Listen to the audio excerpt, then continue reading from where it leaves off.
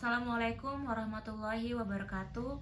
Kembali lagi bersama Fani Learning Islam. Dan kali ini aku mau membacakan sebuah buku, sebuah kitab Fathur Rabbani, Kunci-kunci Pembuka Rahasia Ilahi, Syekh Abdul Qadir Al-Jailani. Yang ini.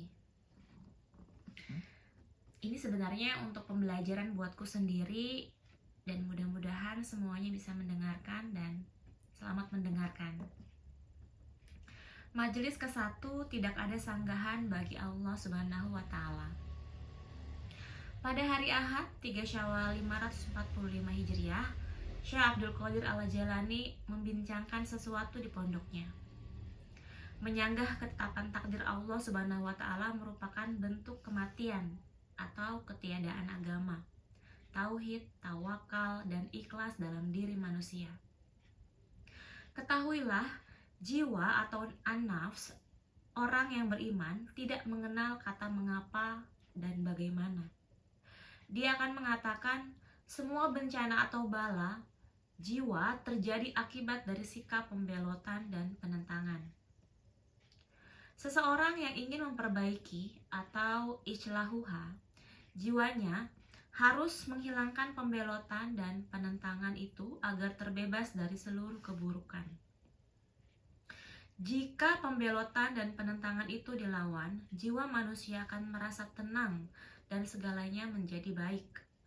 Jiwa itu hakikatnya selaras dengan semua jenis ketaatan dan meninggalkan seluruh kemaksiatan. Saat itulah Allah Subhanahu wa Ta'ala berfirman kepada jiwa yang tenang itu. Duhai jiwa yang tenang, kembalilah kepada Tuhanmu dengan hati yang puas dan diridhoinya. Surat Al-Fajr, surat ke-89 ayat 27-28. Rasa rindu akan bersemayam pada jiwa-jiwa yang tenang, sedangkan keburukan akan menjauh darinya. Semua yang berkaitan dengan makhluk tak lagi berkait dengannya. Kala itu, jiwa tersebut pantas dinisbahkan pada ayahnya jiwa, yaitu Nabi Ibrahim alaihissalam. Nabi yang agung itu telah keluar dari kediriannya dan menetap dalam kondisi tanpa godaan hawa nafsu. Hatinya tenang menghadapi kehadiran beragam makhluk atau malaikat. Bahkan, makhluk-makhluk itu justru menawarkan diri atau aradu untuk membantunya. Namun Nabi Ibrahim alaihissalam justru berkata, aku tak menginginkan pertolongan dari kalian karena Allah telah mengetahui kondisiku, sehingga aku tak perlu meminta apapun. Ketika kepasrahan dan ketawakalan Nabi Ibrahim alaihissalam sudah sangat mantap, Allah Subhanahu wa Ta'ala memerintahkan kepada api, wahai api, jadilah dingin dan keselamatan bagi Ibrahim. Surat Al-Anbiya, surat ke-21 ayat 69. Perintah Allah itu menjadi pertolongan bagi orang yang bersabar di dunia tanpa perhitungan. Oleh karena itu, pahala Allah untuknya di akhirat pun tak ternilai jumlahnya.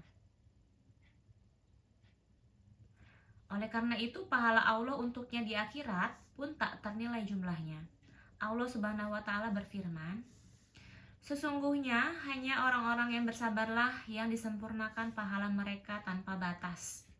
Surat Az-Zumar, surat ke-39 ayat 10. Tak ada sesuatu pun yang terlepas dari pengawasan Allah Subhanahu wa Ta'ala, termasuk berbagai peristiwa yang menimpa orang-orang yang menanggung beban karenanya.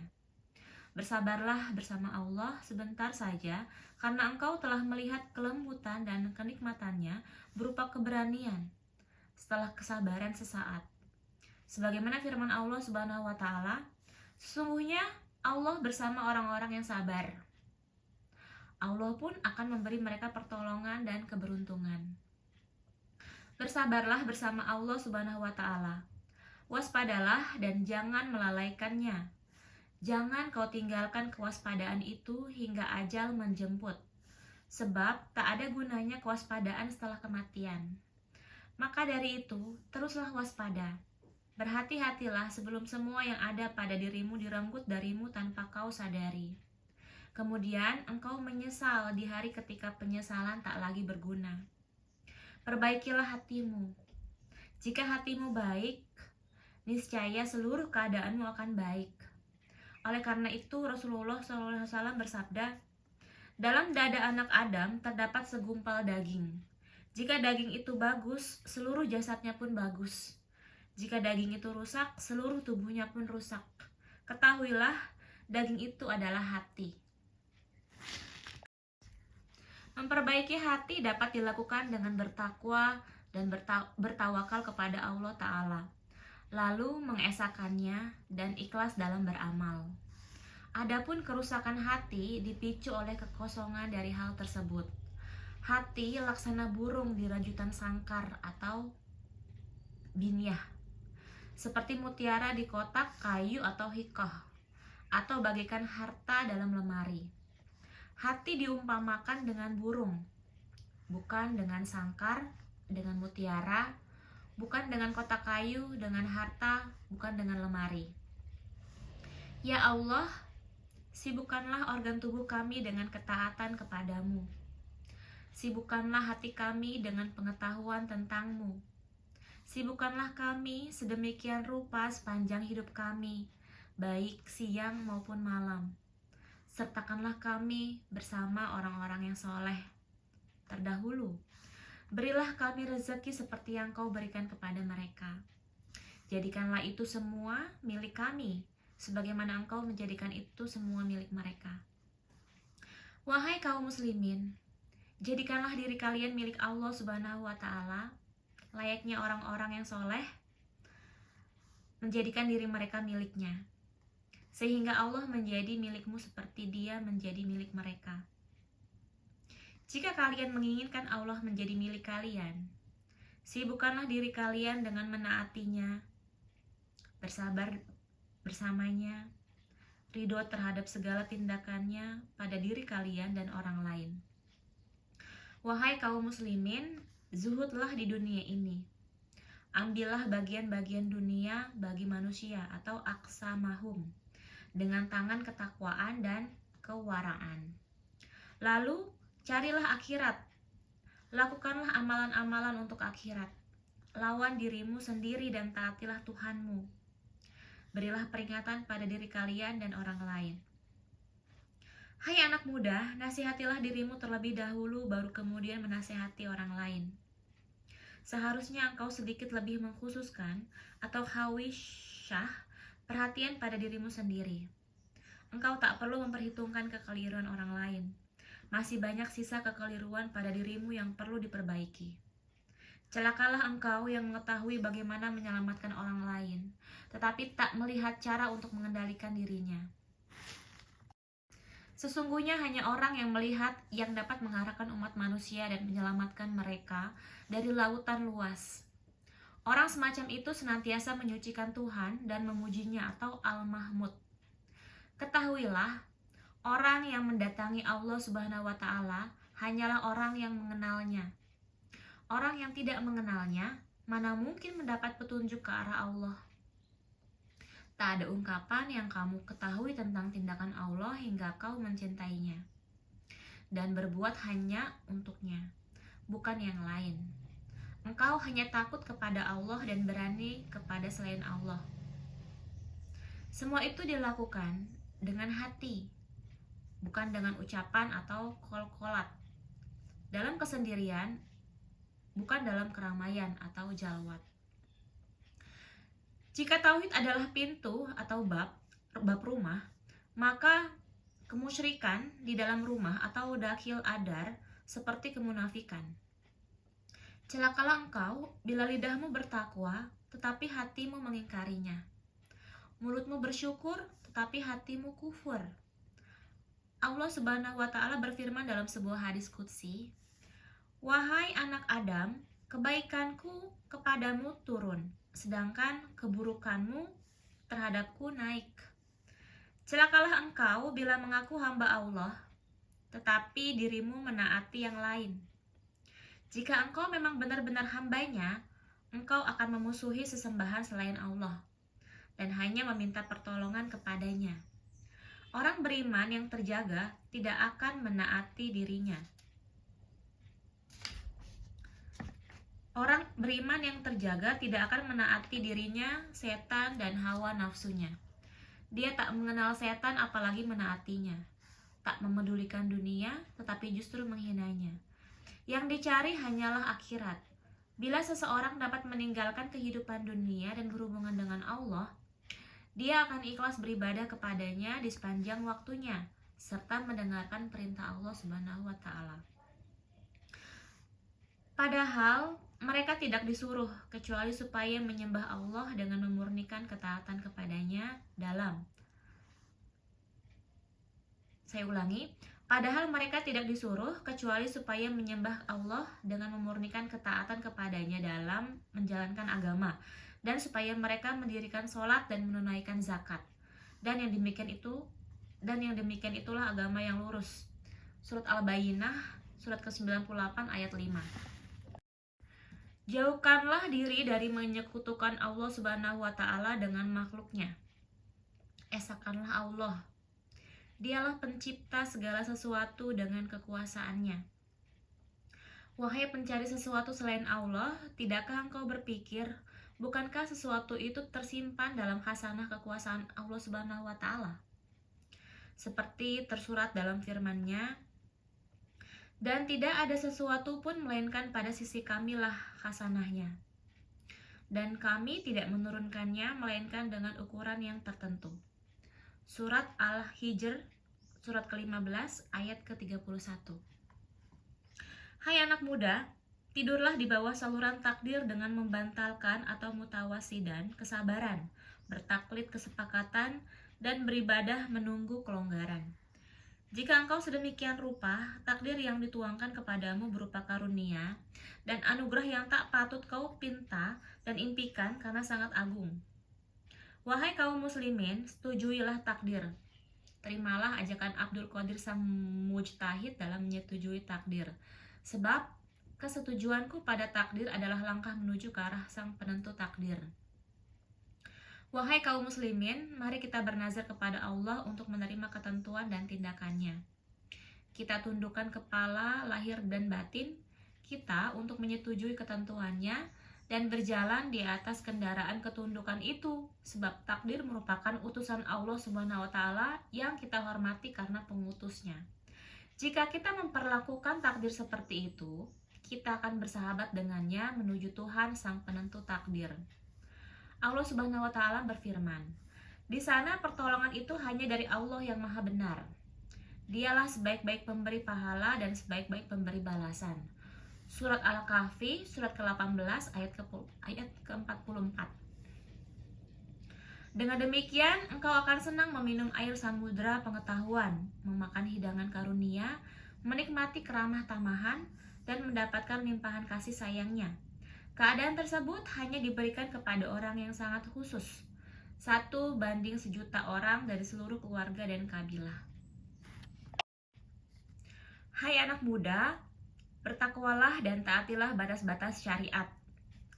Lawanlah bujuk rayu hawa nafsu, setan dan teman-teman yang buruk. Orang yang beriman akan berjihad melawan 3 hal tersebut. Kepalanya tak terbuka dari topi baja atau al-khut.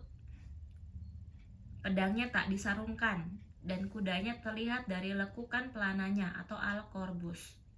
Ia tidur seperti biasa, makan sesuai dengan kebutuhan atau fakoh, berbicara hanya seperlunya, dan diam pun menjadi kebiasaannya. Takdir Allah Subhanahu wa Ta'ala menjadikan mereka berbicara.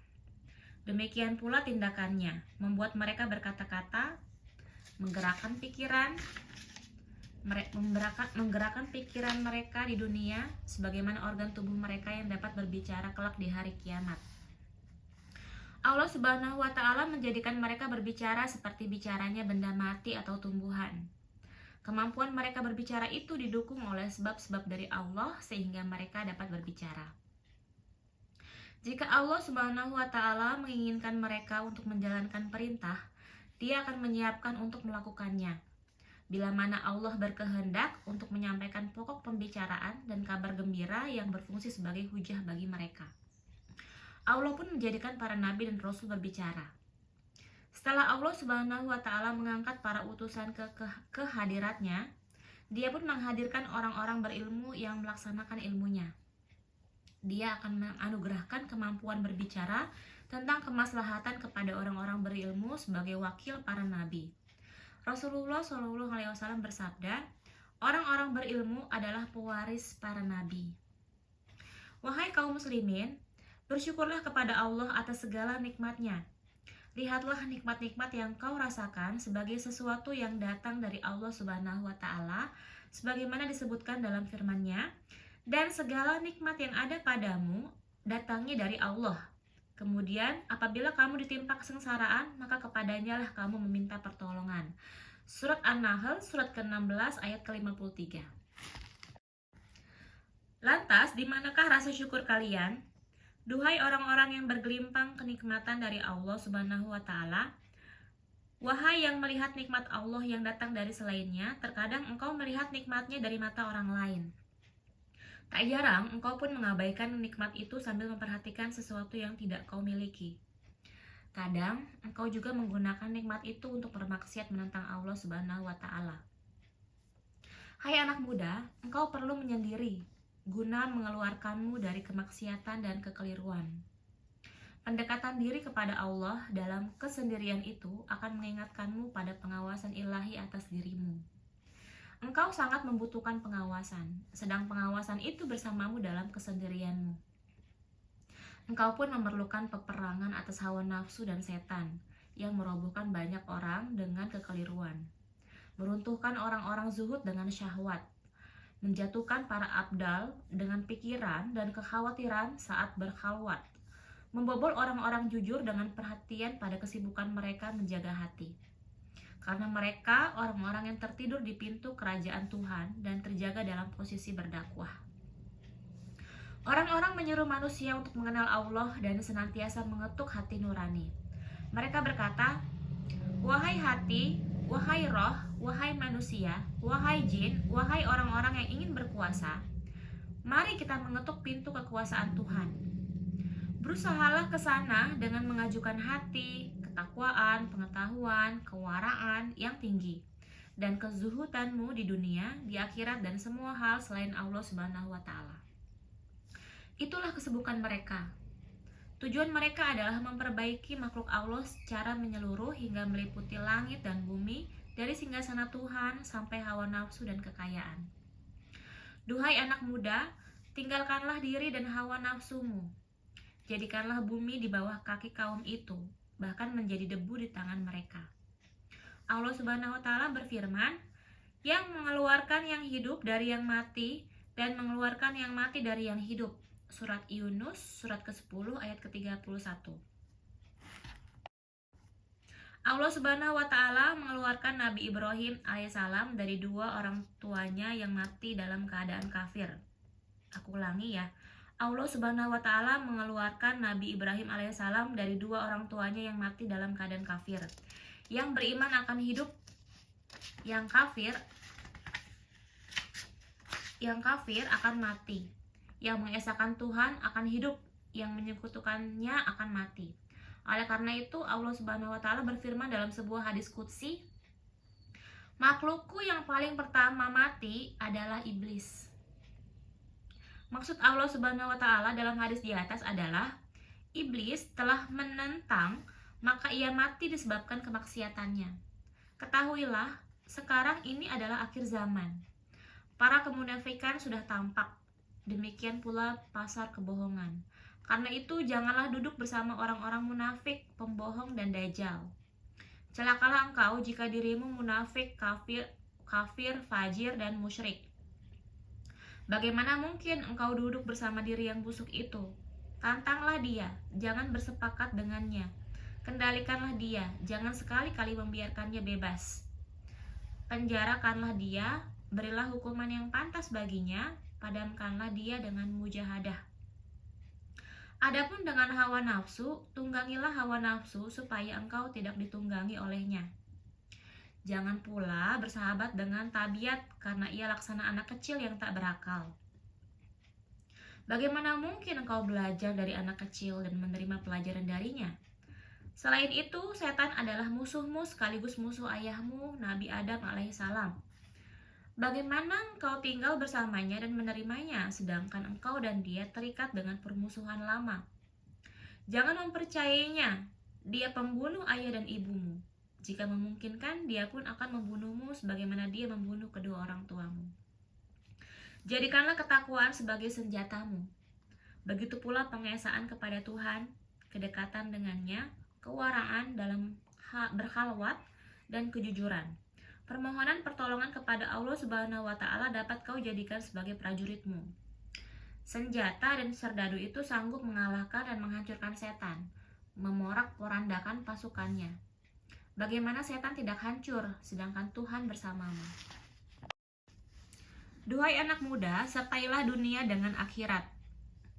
Tempatkanlah keduanya dalam satu tempat, lalu menyendirilah dengan Tuhanmu tanpa pakaian atau urian, yang hatimu tak terkait dengan dunia ataupun akhirat.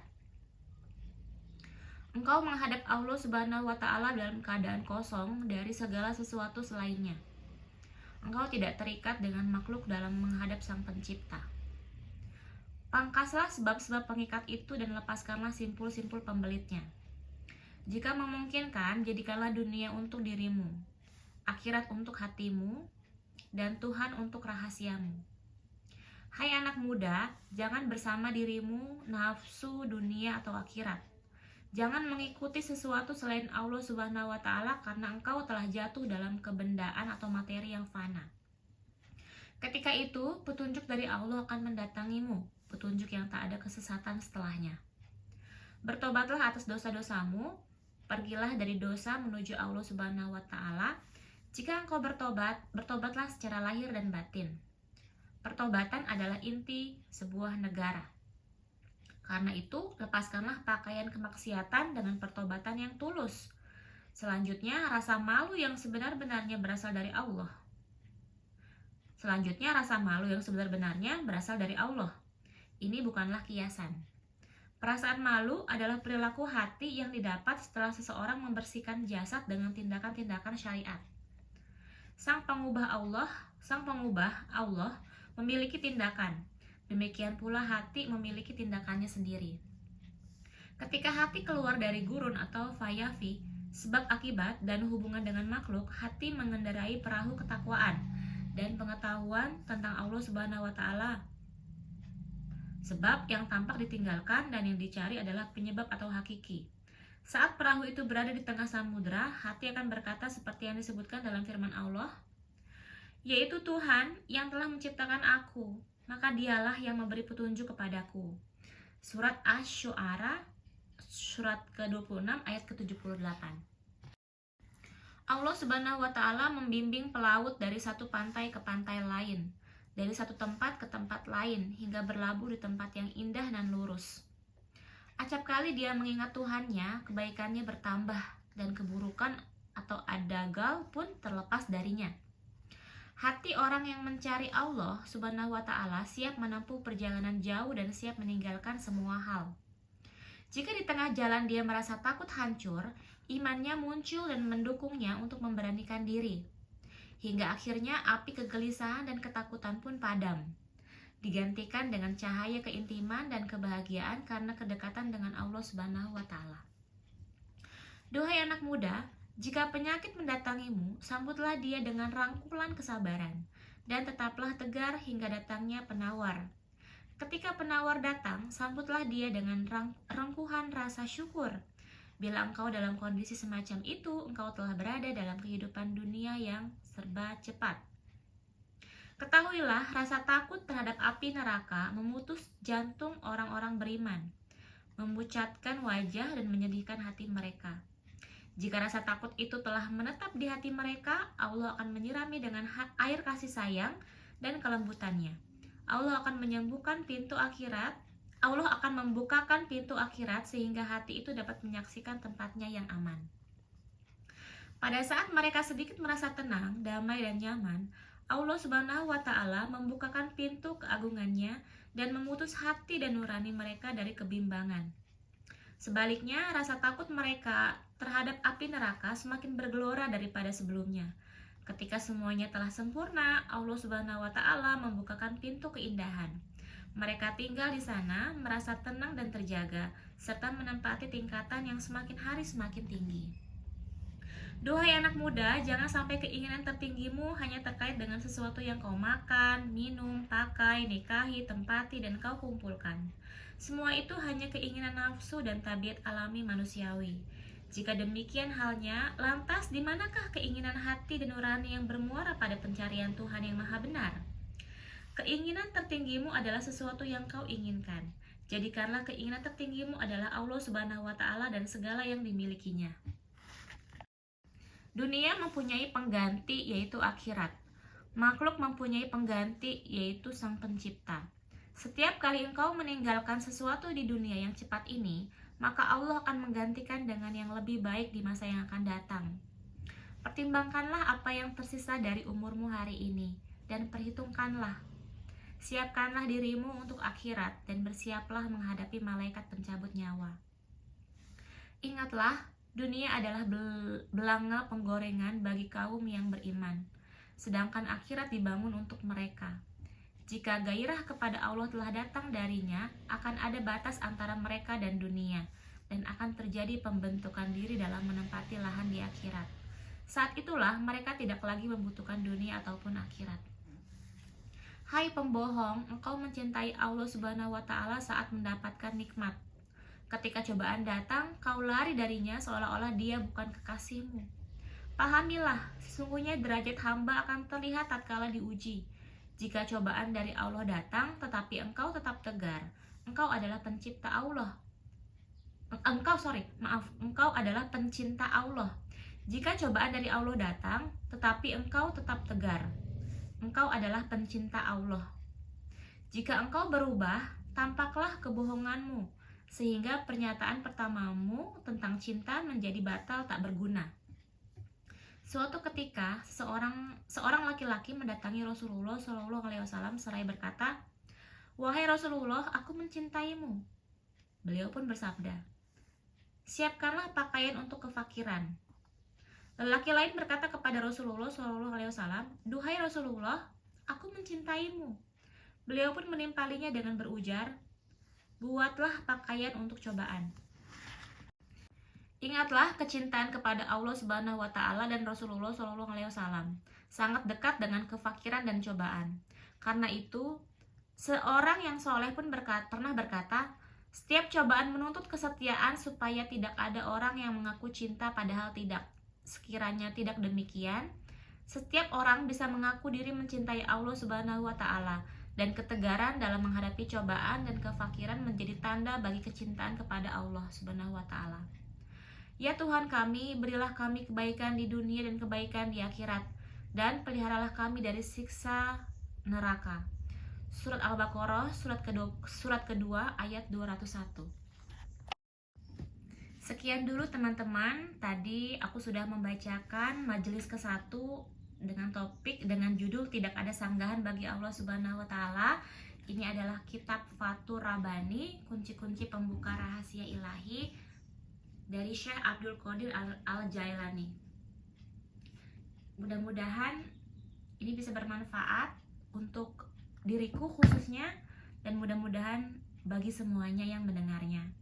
Terima kasih banyak sudah menyaksikan Fani Learning Islam, Fani Belajar Islam, dan sampai ketemu di video berikutnya.